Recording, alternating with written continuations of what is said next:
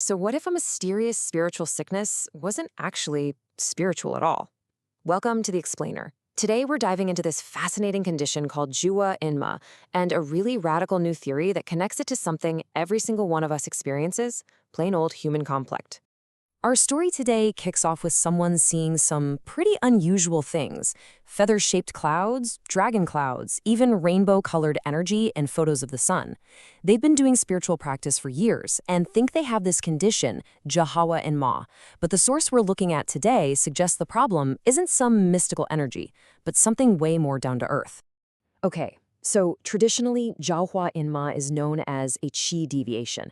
It's this spiritual sickness that can supposedly happen when you're deep in meditation. But the perspective we're exploring today, it basically throws that whole idea out the window.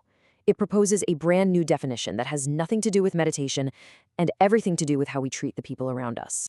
Right. So the speaker at the heart of our source material argues that Juhua Enma isn't some niche problem for monks or martial artists.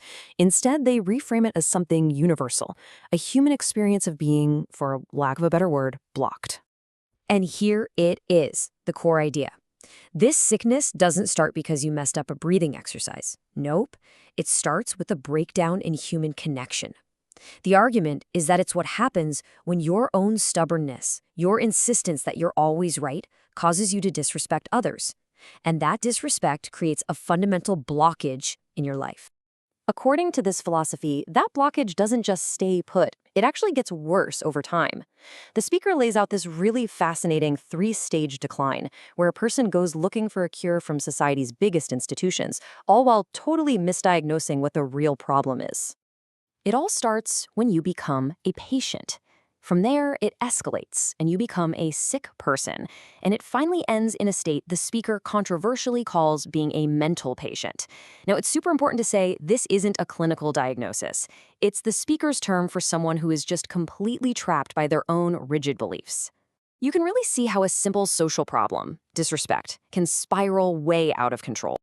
So, in stage 1, you feel this blockage. Life gets hard, things just aren't working. You become a patient. And what do? You feel overwhelmed, so you turn to churches, temples, spiritual leaders. You're looking for answers, for any kind of relief. But here's the thing. If that root cause, the blockage from disrespecting people, isn't dealt with, the problem doesn't just vanish. According to the speaker, it can actually start to show up physically, in your body. And that's what turns the patient into a sick person, who now starts looking for help from doctors and hospitals. And this quote, wow, it perfectly captures that final stage. If the root problem is still being ignored, the person can get trapped in dogma, just endlessly repeating some action without ever solving the real issue.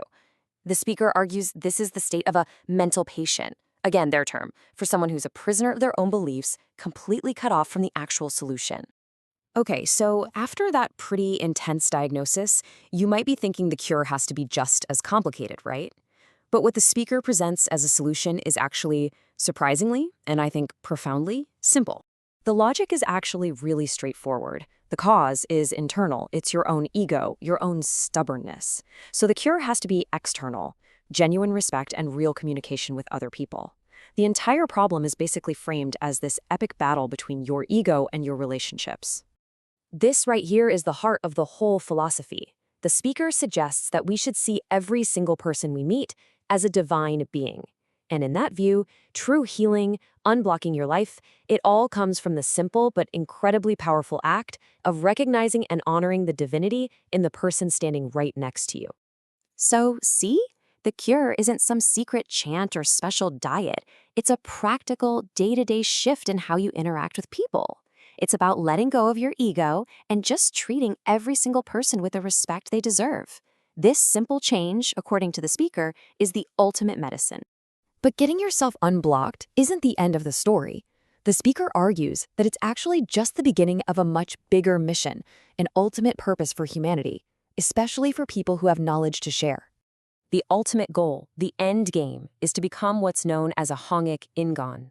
This is someone who uses their knowledge, their energy, their entire life, not just for themselves, but to uplift all of society. And there are kind of two levels to this whole thing. You've got Itahang, which is the foundation, helping the people right in front of you through basic mutual respect. Think of it as local action. But then there's the higher calling, Ilyu Gongik, and that's all about global impact. It's about creating new ideas, new frameworks that allow all of humanity to live better. So what we're left with is this really powerful reframing.